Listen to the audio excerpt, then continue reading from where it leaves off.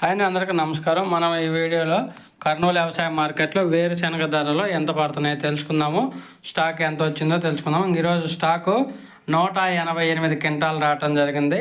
188 quintals అయితే రావటం జరిగింది. కర్నూలు వ్యవసాయ మార్కెట్కి కనిష్ట ధర ఒక క్వింట 4,815 రూపాయలు, 4,815 రూపీస్కి అయితే కొనుగోలు చేస్తున్నారు కనిష్ట ధర.